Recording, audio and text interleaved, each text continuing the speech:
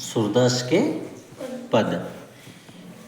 इसमें जो बेटे क्या कह रहे हैं सूरदास, चरण कमल बंदो हरि राई, कि मैं अपने प्रभु श्री कृष्ण के कमल रूपी चरणों की वंदना करता हूँ। यानी प्रभु ने, सूरदास जी ने क्या किया, श्री कृष्ण जी के चरणों को कमल मान लिया। यानी यहाँ पे रूपक अलंकार हो गया।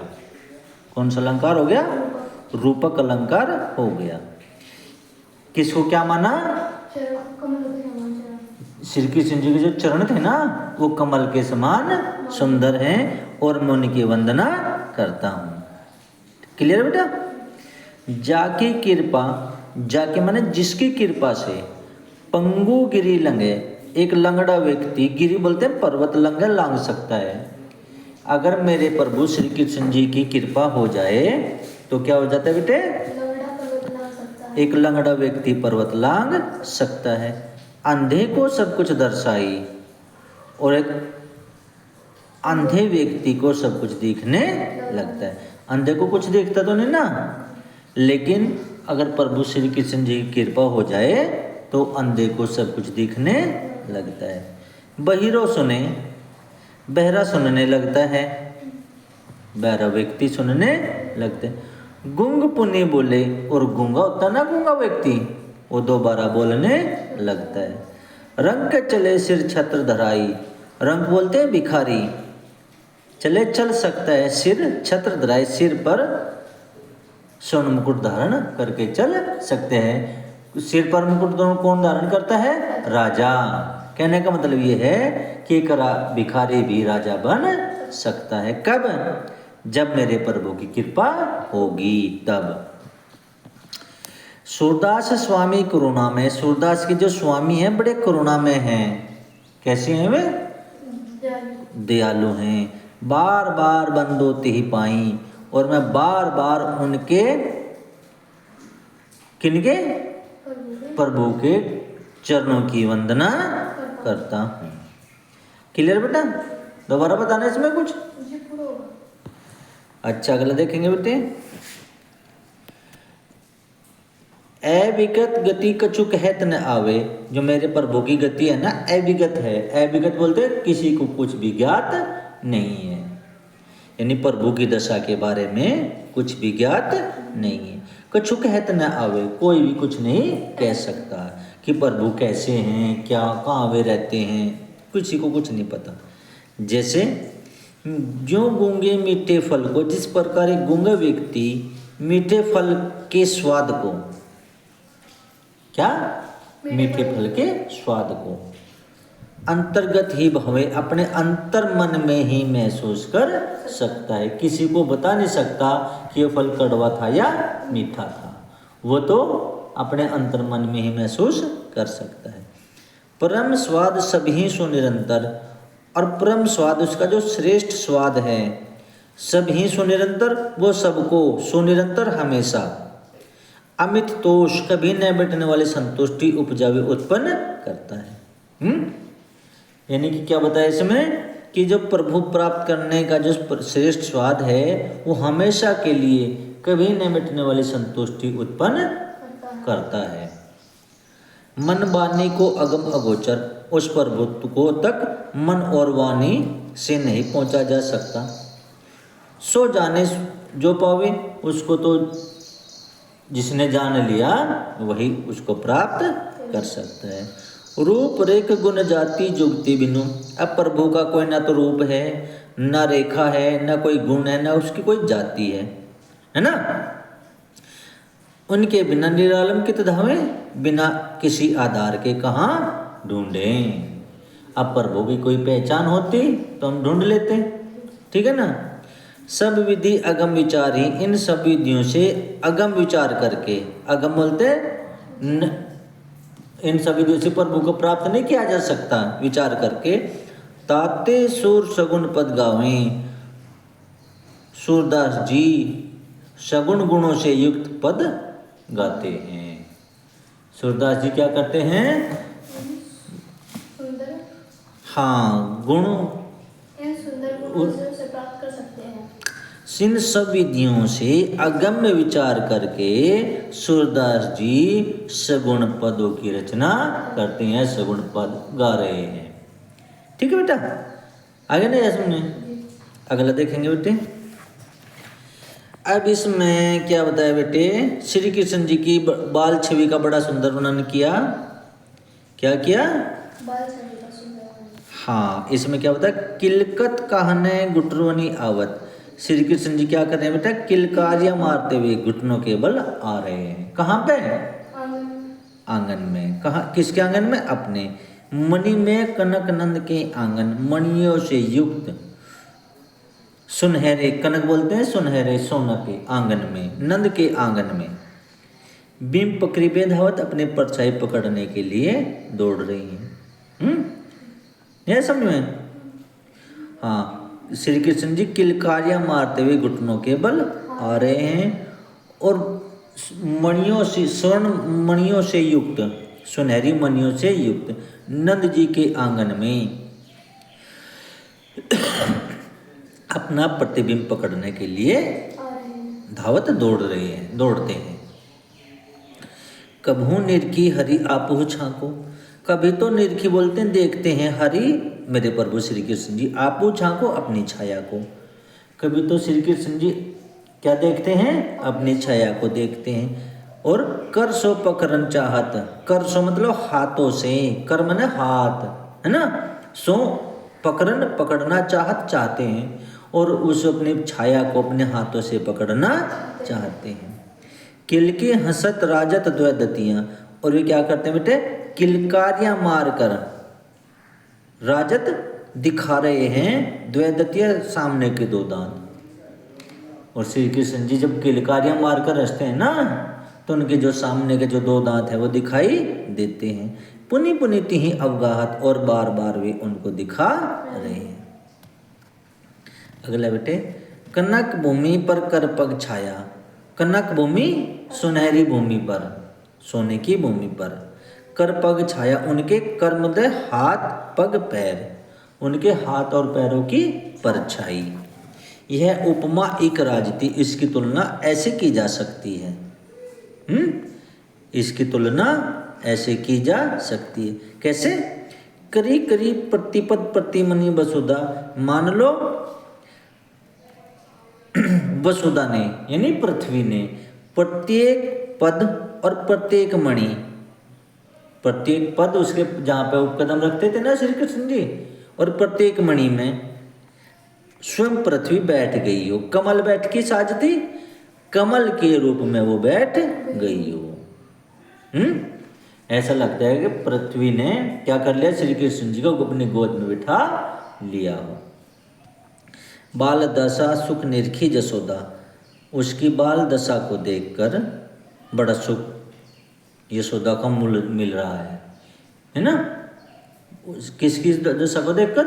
श्री कृष्ण जी की बाल दशा को देखकर क्या हो रहा है बेटे? पुनि पुनि नंद बुलावती, और बार बार वो नंद को बुला रही है। अंचरा तरले ढाकी, और अपने आंचल से ढककर सूर के प्रभु को दूध पिलावती, सूरदास जी के प्रभु को दूध पिला रही है। ठीक है, गलत चला बेटे? क्या कह रहे हैं श्री कृष्ण जी अपनी माता से?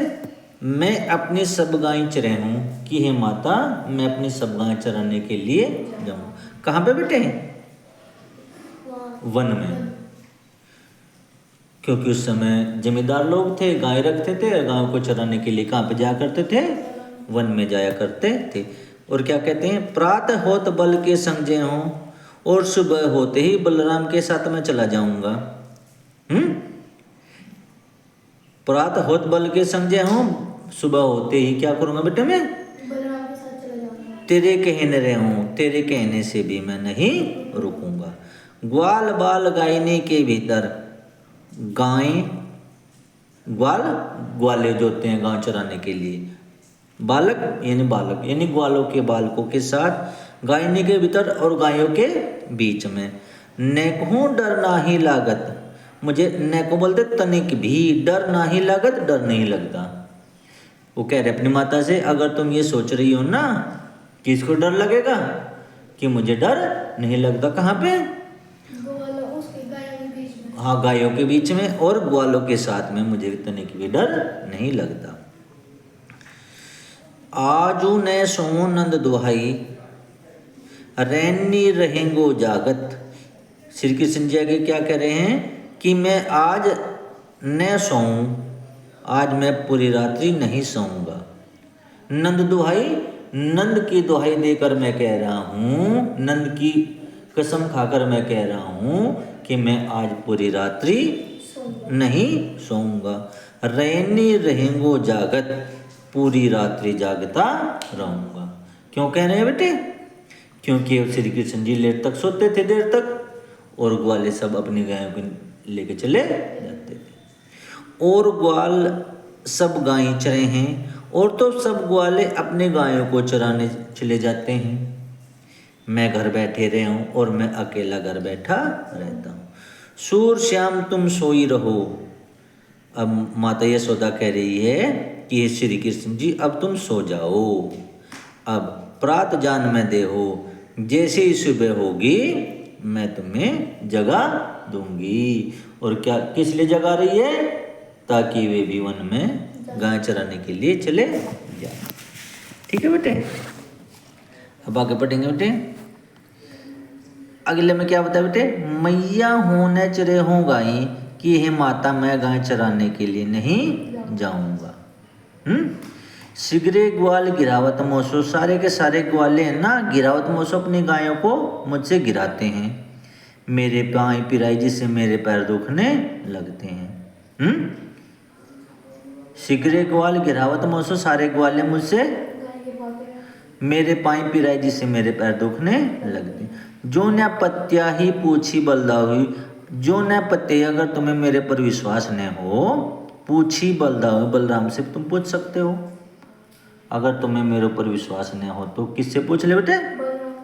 अपनी सोह दिवाई अपनी कसम देकर पूछ सकती हो। यह सुनी माई यशोदा, यह सुनकर माता यशोदा ग्वालनी, ग्वालों को, जो ग्वाले थे ना बेटे उनके साथ में जाया करते थे, वे ग्वालों को गारी देती रिसाई, गारियाँ देती देने लगती है रिसाई क्रोध में आकर। ये सुनकर माता यशोदा क्या देने लगती है? क्रोध में आकर गालियाँ देने लगती है। और क्या कहने लगती है? मैं पठवती अपने लड़का को, मैं पठवती, मैं तो बेच देती हूँ, मैं पठनी, पठवती मतलब बेच देती हूँ अपने लड़का को, अपने पुत्र को। आवे मन बहराई, जिससे वो अपना मन बहला सके। ये सूर श्याम मेरा अति बालक, सूर श्याम बोले श्री कृष्ण जी तो मेरा बहुत छोटा बालक है। मारत ताई रिंगाई, वे तो इसे घुमा घुमा कर मार ही डालेंगे। कौन बेटा? ग्वाले। आया बेटा समझ में? ये तो इस चौथे में क्या बताया था बेटा इन्होंने? श्री कृष्ण जी क्या कह रहे थे कि मैं तो अपनी गायों को चराने के लिए जाऊंगा, और बेटा अगले में क्या बताया कि मैं अपने गायों को चराने के लिए नहीं जाऊंगा। क्यों ऐसा क्यों बेटा? तो सब गाय गिरवाए थे। हाँ, और अगले बारे में श्री कृष्ण जी ने मना कर दिया। तो बेटे अगले में छठे में, अब गोपियां है ना आपस में बातें करते हुए कहती हैं कि सखी री मुरली लीजिए चोरी, कि सखी श्री कृष्ण जी की मुरली को चुरा लेना चाहिए। जिन्हीं गोपाल किन्हीं किन्हें अपने बस, जिस मुरली ने श्री कृष्ण जी को अपने वश में कर लिया है। प्रीति सबने की तोरी, और उस मुरली ने सबके प्रेम को तोड़वा दिया है। अब श्री कृष्ण जी को केवल और केवल एक ही चीज से प्रेम है, वो भी अपनी बांसुरी से। और श्री कृष्ण जी ने हमें तो भुला दिया, इसलिए हमें क्या कर लेना चाहिए? इसकी बांसुरी को चुरा लेना चाहिए। छिन एक घर भीतर, एक भी अक्षण घर के भीतर हो बेटे, चाहे बाहर हो, निसी बासर दिन हो चाहे रात हो, दरत न कब हो छोरी, वे कभी उसे अपने से अलग नहीं होने देते। कब हो कर कब हो अदरनी, कब हो कर कभी तो उसको अपने हाथों में ले लेते हैं, कब हो अदरनी, और वे कभी उसके होठों से लगा लेते हैं। कटी कब हो खोसत जोरी, और कभी वे अपने फेंटे में उसको लगा लेते हैं। किसको बेटा? कहने का मतलब ये है कि घर के भीतर हो चाहे बाहर हो, वे कभी उससे अपने से अलग नहीं होते। कभी तो अपने हाथों में ले लेते हैं, कभी उसको होठों से लगाकर बजाने लगते हैं, है ना, और कभी अपने फेटे में लगा लेते हैं। ना जानो कछी मेली मोहिनी, तो बांसुरी से कह रही है अब वो एक सखी कि ना जाने उस बांसुरी ने क्या जादू टोना सा कर दिया श्री कृष्ण जी पे, मन मोह लिया है इनका। उस बांसुरी ने क्या कर दिया बेटे?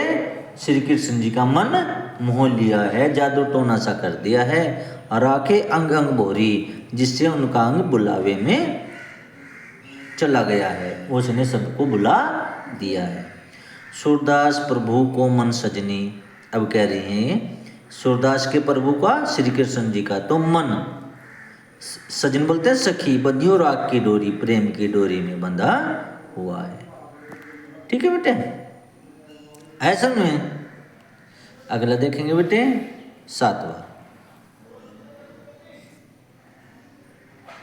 अब श्री कृष्ण जी, गोपियां तो उधर श्री कृष्ण जी को याद कर ही रही हैं, अब श्री कृष्ण जी भी याद कर रही हैं ब्रज गोकुल को, और उन्होंने उद्धव को समझाने के लिए भेजा था बेटा श्री कृष्ण जी ने।